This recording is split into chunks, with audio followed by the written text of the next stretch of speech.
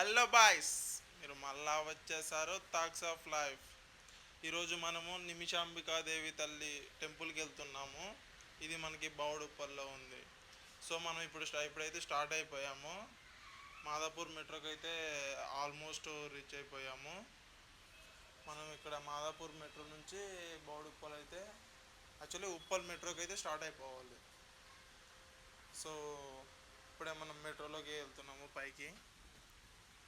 So మనం already అక్కడ ticket తీసేసుకుని మనం ఇప్పుడు పైకి వెళ్తున్నాము ప్లాట్ఫామ్లోకి. సో అక్కడ ఆల్మోస్ట్ 5 minutes వెయిట్ చేసిన తర్వాత